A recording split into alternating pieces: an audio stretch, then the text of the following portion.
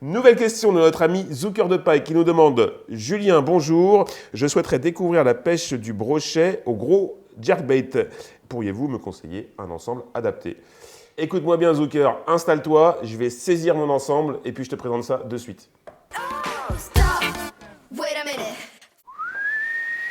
Et voici la bête. Ok, donc pour choisir sa canne de jerk, 3 éléments déterminants, la canne, le moulinet et les filaments.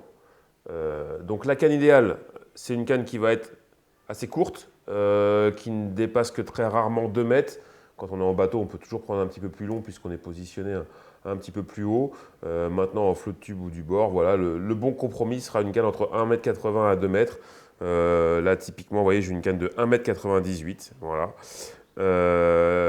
Deuxième chose importante pour la canne, la puissance. Donc le jerkbait, c'est des leurres de 15 à 20 cm qui font entre 50 et 100 grammes. Donc une canne, là ici j'ai une canne de 60-120 de puissance. Généralement, voilà, une puissance située entre 40 et 120. Donc il y a 40-100, 50-90. Là ici c'est 60-120. Voilà. Ce type de plage de puissance devrait correspondre un petit peu à l'animation de jerkbait. Alors troisième élément important à prendre en compte, l'action de la canne. L'action de la canne, elle est également déterminante. Comme je vous l'ai dit, on procède à des animations sèches à l'aide de coups de sion vers le bas. Donc il faut une canne avec une action assez rigide, de type fast, voire extra fast, voilà, pour procéder à des actions sèches et dynamiques et avoir une belle action sur le leurre. Donc une canne qui travaille uniquement sur la pointe avec une grosse réserve de puissance pour pouvoir ferrer efficacement et extraire au besoin, si on est sur des milieux encombrés, le poisson des embâcles.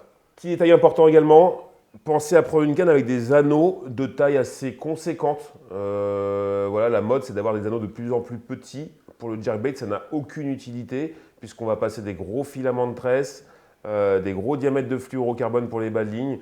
Donc des anneaux assez conséquents en taille vont vous apporter du confort pendant les lancers, pendant les animations et pour faire passer aussi vos nœuds assez gros dans les anneaux. Donc pensez à avoir des anneaux assez conséquents. Et dernière petite chose importante, la taille du talon.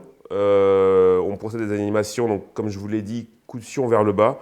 Donc un talon trop long aura tendance à vous taper dans le bras, ce ne sera pas confort. Donc un talon court de la taille de l'avant-bras, hop, attention à la lumière, un talon court de la taille de l'avant-bras convient tout à fait. En ce qui concerne moulinet, c'est un peu moins important, on est plus sur une réserve de fil. Ce qu'il faut considérer, c'est forcément la taille des filaments qu'on va utiliser, qui sont assez gros. Donc il faut choisir un moulinet de contenance qui peut accepter 70 à 80 mètres de tresse supérieure à 20 centièmes en diamètre.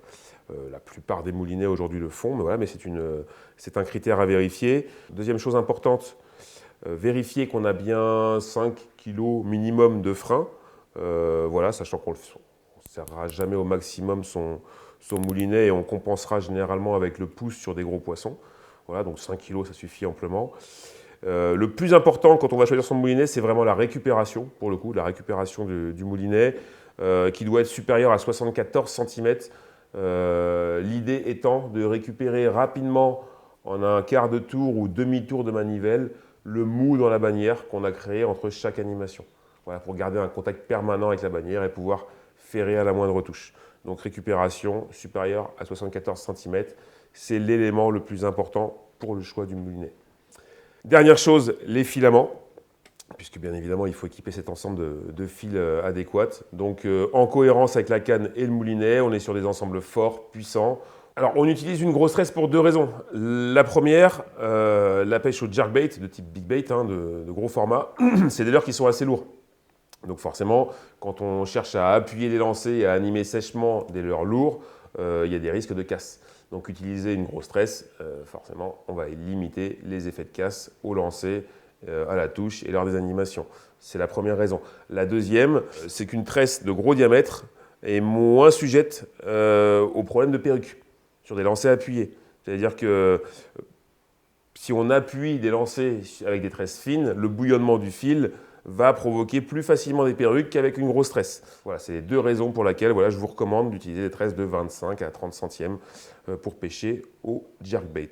On peut terminer en parlant du bas de ligne, donc pêche forte, grosse canne, gros moulinet, gros filament, donc forcément un gros bas de ligne de gros diamètre, 90 à 100 centièmes, c'est l'idéal, puisqu'on est sur des pêches avec des pauses où on laisse le temps au poisson de se saisir du leurre, et donc forcément le bas de ligne est susceptible de passer dans les dents du prédateur.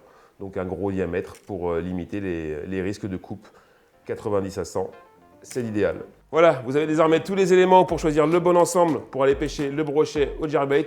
Allons au zouker du brochet.